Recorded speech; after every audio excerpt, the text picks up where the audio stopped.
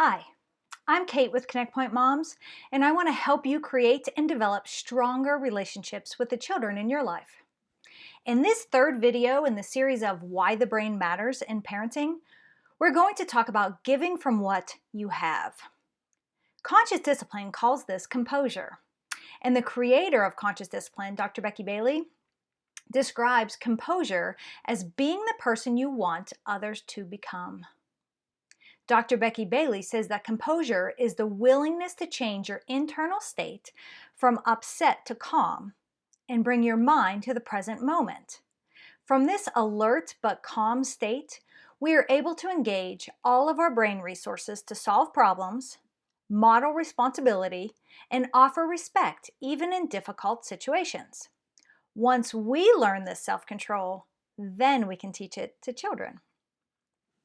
I absolutely agree that you can only give from what you have. So if we cannot access our patience, our kindness, our gentleness, our self-control, how can we possibly expect our children to? However, as Christ followers, we know that our ability to be still comes from the Holy Spirit. And if we try to do it of our own strength, we will fail. So first I want to ask you, how's your quiet time? Are you spending time with God each day? Are you reading His Word, talking with Him, reminding yourself that you are loved more than you could possibly imagine? Because moms, I'm here to tell you that giving from what you have starts there. It doesn't start in your heart. It starts with Jesus. That being said, would you agree that most of the time we believe that it's the things outside of ourselves that make us mad? Our kids are whining, there's too much traffic, the wait in the grocery store is too long, or this person didn't do what he said he was going to do. Look, you are in charge of your own thoughts, feelings, and actions. Now, this is not to say that others don't influence you, because they do. But when you allow traffic or your kids or your in-laws or the news to make you mad, you're then allowing your thoughts and feelings and actions to be driven and controlled by someone or something else. So here's a great example. Imagine you're in your car and your kids are in the back seat and they're fighting and mama, he's touching me, or she's on my side, and you have just had enough. And you're sitting there and you say, "That's it. Don't make me pull this car over." By just those words, it's almost like the kids are in the back seat with a gun going, yeah, pull the car over, lady. Like they have the control, right? So we're going to learn to do it differently. When we feel powerless, we always blame or attack. And remember what we learned in the last session. If we're blaming or attacking our children, they are not going to feel safe, and therefore they're going to start functioning out of the lower centers of their brains, rather than the frontal lobe where we can access our brilliance. So sometimes we tend to walk around guarded. So we have our shields up, so no one can get too close and no one can push my buttons. Most of the time, that comes from past hurts.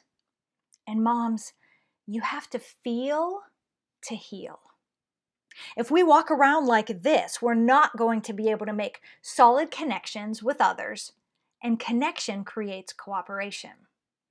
So if we don't connect with our children, we won't be able to teach them these crucial life skills. You see, an adult who is unaware will think that teaching is the bad kids push these buttons and the good kids don't. Or they think that parenting is touch these buttons and you die. Or marriage is, if you loved me, you wouldn't mess with these buttons. Remember, when we feel powerless, we always blame or attack. So unless we learn to own our own upset, to lay it at the feet of Jesus, to pray about it, to trust Him, to read His Word and know that we can learn to do it differently through Him, safety is impossible. And the brain functions optimally when the child feels safe. So quite often, I will say to my children or the children with whom I work, "You're safe. My job is to keep you safe. Your job is to help keep it that way. So they might come home out of the church. I am the director of early childhood ministries at Grace Point Church, so that's birth through kindergarten. And they'll come home from church on Sundays and say to their parents, Miss Kate's job is to keep me safe, and I get to help keep it that way. And some parents think, well, that's a little strange.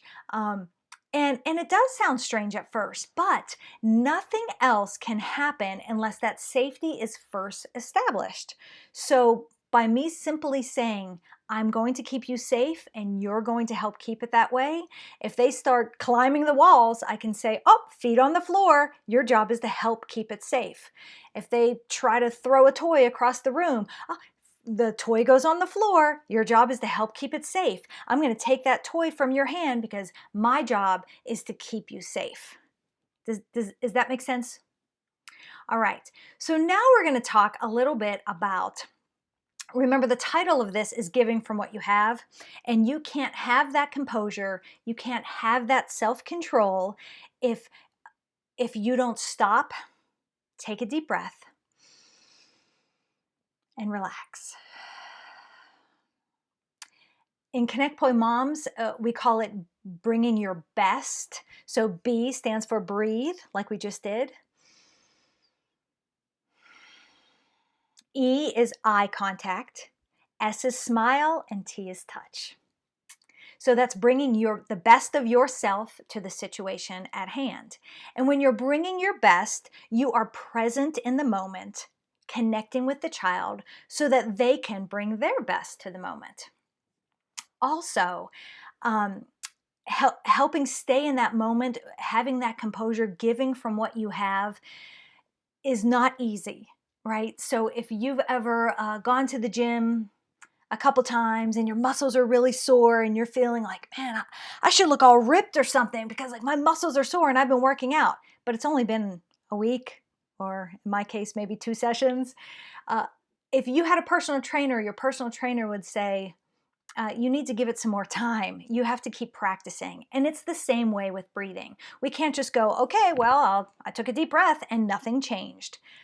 Right, it didn't. Just like quiet time with God doesn't happen like this. You have to practice it, you have to be present, and you have to be willing to make the commitment to do it. I promise, as you grow in your ability to be still with God and your ability to gain that self-control that the Holy Spirit has given you, you have the fruit of the Spirit if you're a Christ follower. Then you, from that state of calm, can help teach it to your children. If you have any questions or concerns or comments, please leave them below this video or email me at connectpointmoms@gmail.com. I hope you learned something that can help you in your parenting today. It was wonderful learning with you. Bye-bye.